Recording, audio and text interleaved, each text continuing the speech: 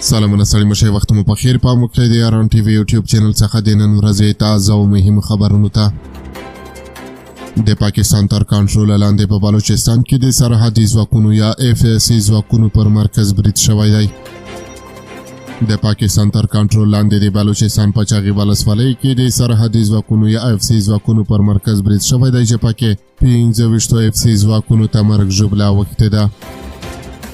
راپورونه وایي چې د پاکستان د سرحدي ځواکونو پر مرکز 4 وسلوالو برید کړی و چې یوه په دروازه کې فدایي حمله وکړه او 3 نورو وسلواله نښته پیل کړه. د چاغي ولسوالۍ د پولیسو یو مشر محمد شریف رسنیو ته وویل د سرحدي ځواکونو پر مرکز برید د شپې شاوخوا 8:30 بجې وشو. نوموړي وویل چې د پاکستاني ځواکونو له ځوابي برید وروسته چانیز عملیات راباندې په نوکندي کې چې دغه برید شوی و چارواکي د نوم نښودلو په شرط رسنیو ته ویلي له برید وروسته شاوخوا له 1.5 ساعت تر 2 ساعتونو ډزې روانې وې.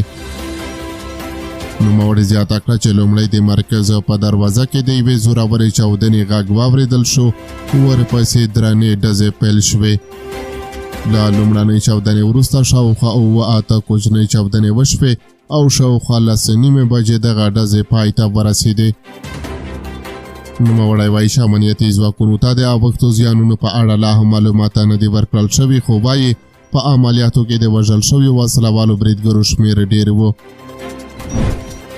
ورته مهال راپورونه وایي چې د خیبر پښتونخوا په کورمه کې وسلوالو د پاکستان د پولیسو پر تڼۍ برید کړی چې له امله 2 پولیس وژل شوي دي او 6 کسان نور ټپیان شوي دي. د سیمې ځایي چارواکي د دغې پیښې تایید سره وایي چې ځوابي برید کې 4 وسلوال هم وژلي دي. دغه برید د منځنۍ کورمې سدې ته څیرمه په سینار کې د پولیسو پر تڼۍ شوی دی.